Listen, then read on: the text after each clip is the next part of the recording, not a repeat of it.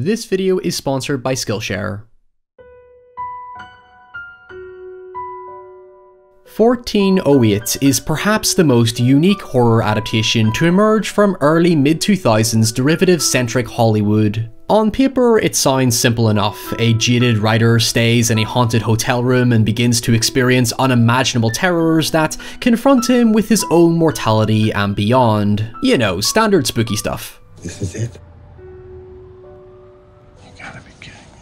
However, after watching it, 1408 is honestly a film you might not have expected to do as impressively well as it did at the box office due to its relatively abstract approach to storytelling that doesn't follow the conventional hand-holding delivery most audiences expected from major studio productions. The popular trend around 2007 was Saw, zombies, and the supernatural, with splatter cinema re-emerging in all its gory glory, and so, while the commercial success can be linked to the star power of John Cusack and Samuel L. Jackson, who were at the height of their careers, along with it being an adaptation of a Stephen King short story no less, the broad consensus was that 1408 was an unexpected breath of fresh air in the realms of typical soulless Hollywood.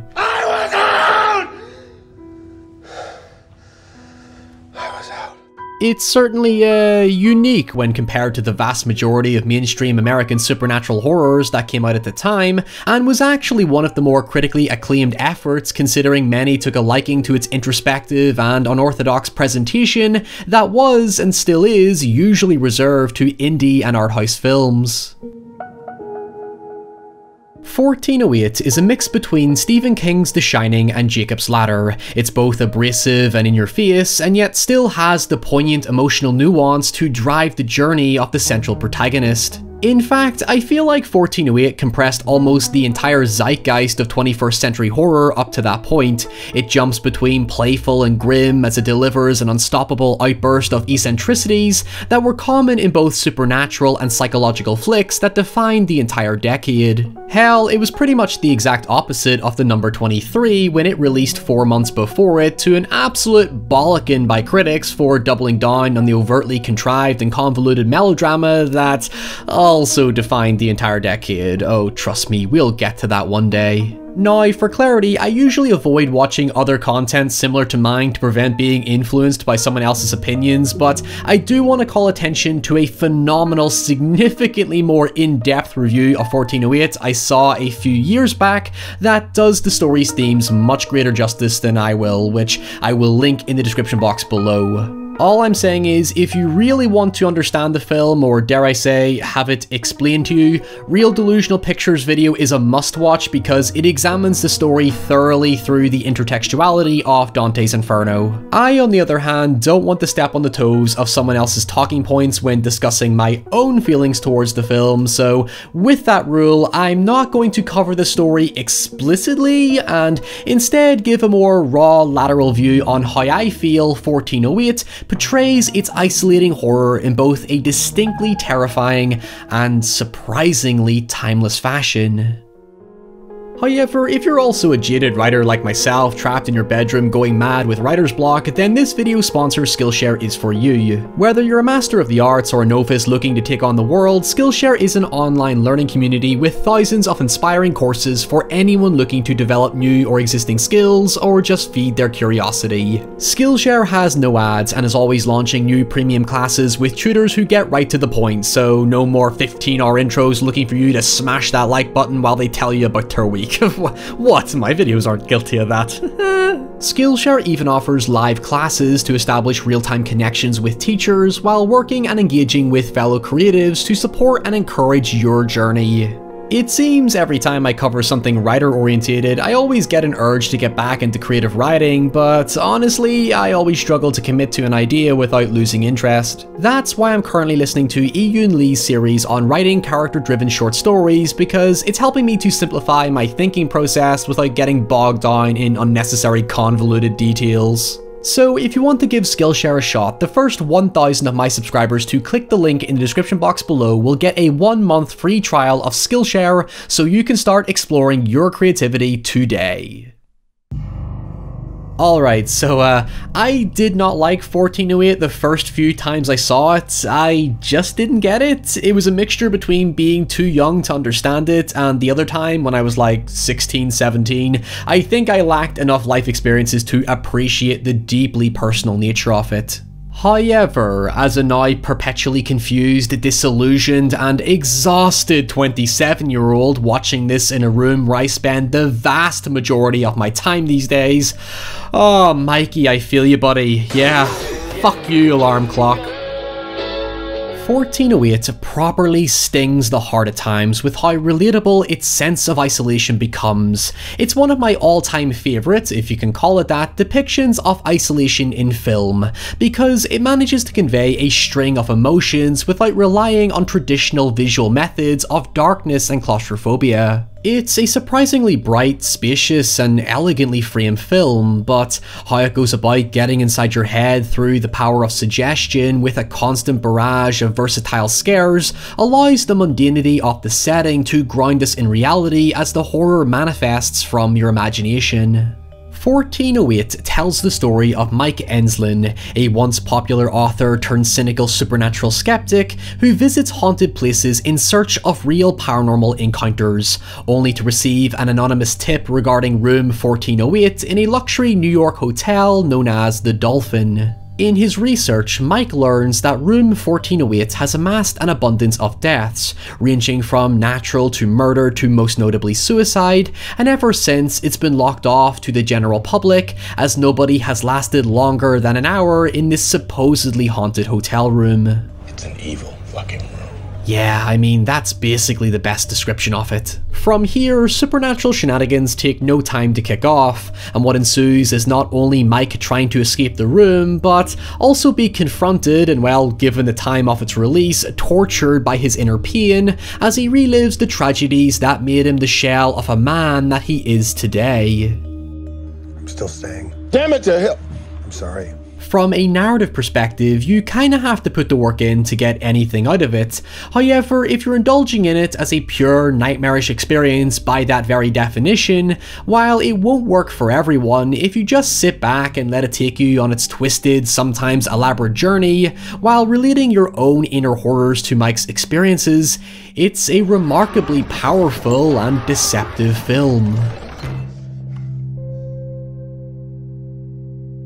As the director explained in a 2007 interview, he felt 1408 was about confronting your inner demons, as cliched as it is, but less so just in a religious way in which you could apply the same interpretation used by the director of the others, as it is regarding life in general.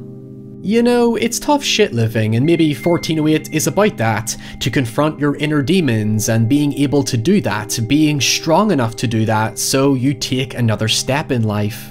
For as simple and broad as the statement is, I feel it conveys how 1408 really deals with, well, whatever you choose to think it does. Hotel rooms are a naturally creepy place. Don't you think? I mean, how many people have slept in that bed before you? How many of them lost their minds? How many of them died?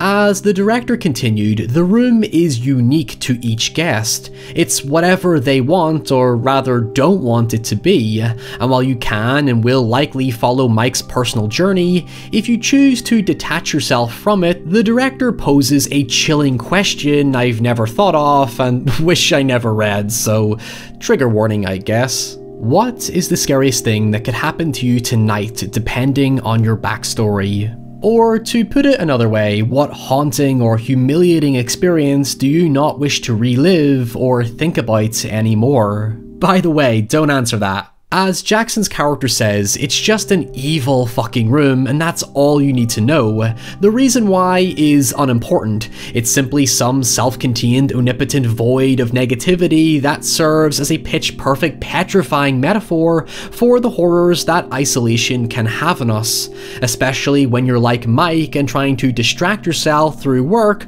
or some resemblance of purpose or inner loud noise to keep you moving. At best, you're bored. At worst, well, it can be a really tough watch. That's why I think 1408 is more appropriately categorized as a psychological horror rather than just a supernatural one. The Room is more like an insidious trickster taunting the guest into thinking that the only way to escape is through death.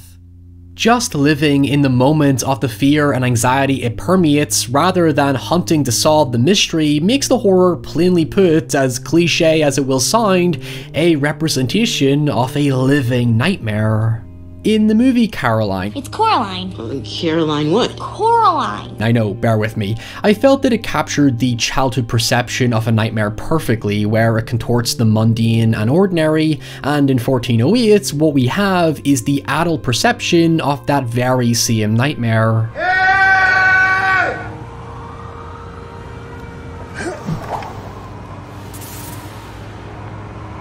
When I said the film outbursts eccentricities, that's because the director intended to balance that quiet normality with the fantastical. At the end of the day, whether or not it's all real, it's still ultimately just a room, but when time feels like it's constantly against you and you're trying to swallow your negative emotions, by the time you finally find peace and quiet to yourself, for some, it's not a luxury. It simply exposes your mind to being polluted with those negative emotions. It's not that what I'm seeing is not real. It just ain't as real as it seems. Much of the discomfort comes from either the power of suggestion or the anticipation that something isn't right. It's this clean, stable, undisturbed room that begins to unhinge and slowly becomes imperfect as Mike's over-awareness for anxious abnormalities heightens. There's even this one moment where Mike tries to call for help, yet the only person to respond is his doppelganger, showing that he can only help himself. However, what really compounds that sense of isolation and mental confinement is that just outside his room is help. He's surrounded by people in a densely populated city, but with the room's unknowingness, it's as if Mike is shouting for help only in his mind, and so nobody can hear him suffering in silence. Look, I'm at work, okay, so why don't you call me home tonight? I'm trapped in this room, this place. Please, Lily, listen to me. Please. Lily Ensign. Hi. Now, going back to when I said the room is whatever you think it is, I'm sure by now my feelings have made it somewhat clear that I see it as a representation of the tipping point of depression. It kinda goes beyond just attempting to scare you. It seems like it's looking to shock you into making it want to stop, very much in line with Mike's own experiences. There is very little levity in 1408, and it does not care about your feelings. I know people have a grudge against jump scares, but these are some of the best I've experienced because aside from them just being straight up unpredictable and well timed, they attempt to overwhelm you as the physicality of Mike's reactions mirror precisely how it wants you to feel. It doesn't always nail it, and if you're desensitized enough to horror, it might come off as a little try-hard, but it's inherently fun for as stern as it is. It still maintains that slightly bizarre Stephen King charm, but if you're absorbed into the mystery, it shouldn't really detract from the atmosphere. I was just checking to see if the accommodations are exceeding your expectations. You know goddamn well they are! While I've talked about depression in countless videos, the way I feel 1408 depicts it is through this visual exhale of frustration that's like when you want to just desperately scream into a pillow, hoping that everyone and everything would just go away. The madness of it is how much it reminds me of having all these thoughts and emotions and being unable to make sense of them as I crumble for clarity as I sink into my own inner void and succumb to constant exhaustion. Mike's journey is complex, but easy enough to decipher as it goes along. His daughter died young, leaving Mike angry at the world, resulting in the breakdown of his marriage and a devolvement into alcoholism and writing about the things that messed up his outlook on life. You could say what 1408 proceeds to do is balance two mindsets, being trapped in your own head too long that it starts to turn against you in the worst ways imaginable, and purposefully being alone with yourself to face the fears that have impaired your ability to live your life in a fulfilling and ultimately happy way. It deals with this real dichotomy between avoiding your issues and confronting them, and how they're not mutually exclusive. When I confront negatives, the other part of me is actively trying to stop, while conversely, when I avoid the negatives, the other part of me is telling me that I'm just making things worse for myself. And the best way I can describe this relationship I have with my brain is infuriatingly unexplainable. You see, I wouldn't say 1408 is a tragedy so much because it's sad, as it is one very understandably angry motherfucker of a film. Mike isn't just breaking down into a river of tears, he's pissed off, combative and standoffish, and based on my own personal reflection, that feels much more genuine, as difficult as it is to think about. Mike doesn't feel hopeless, he feels angry, and increasingly less so at the world than he is at himself. I don't feel like he's repressed his feelings in the traditional sense, as he has negatively bottled them into his work, and now that he's truly alone on the final stretch of his new book, it's just exploded as he faces a figurative and literal end.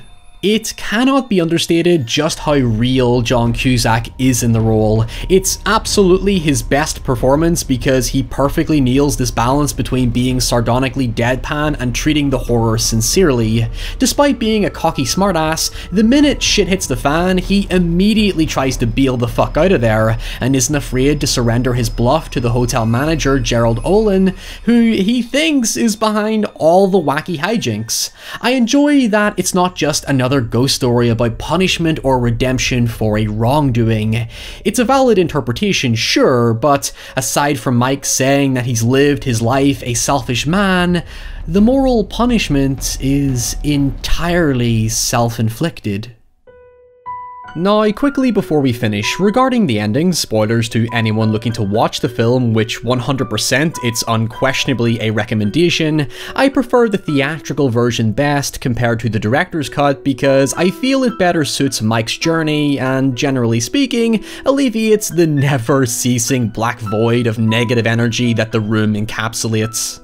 Okay, so in the director's cut, Mike realizes that he cannot defeat the room, but he can destroy it, so he sets fire to it and dies as a result. Whereas in the theatrical version, Mike escapes and reveals that he has evidence that his experiences were true, providing a sense of closure and rekindling his passion for life. The problem with the director's cut, in my opinion, is that it basically validates Mike's depression and cynicism and sends an all too negative message about death being inescapable anyway, so nothing matters, which yes is the point initially, but it's not a healthy way to look at it after such a grueling ordeal. Also, releasing 5 months before The Mist, which coincidentally was another Stephen King adaptation, makes me think we should probably cool it with the soul-crushing ending just for a bit. If you have an ending preference, let me know about it in the comments below, but I'm still going to side with Mike surviving because it fits the theme of battling self-control, as Mike makes it clear on numerous occasions that any act is an act of his own doing and the room did not win. It might be his ego talking, but in the words of Ted Lasso, I don't think some people realize how psychologically healthy that actually is. I know this video was pretty raw and you kinda have to read between the lines of what I'm saying because I personally find it a really tricky subject matter for myself, yet I think it's the most honest way I can present my feelings towards the film and generally how much of a masterpiece it really is the more I think about it. It's abrupt, provocative, challenging, disorientating, and even a little bit trippy. It's this imperfect expression of losing touch with reality in isolation. On the outside, it looks ridiculous and borders on absurd, however, if, like I said, you surrender yourself to its wild emotional journey and dig deep into how its imagery can relate to your own experiences, it's a far more realistic film than many people realize.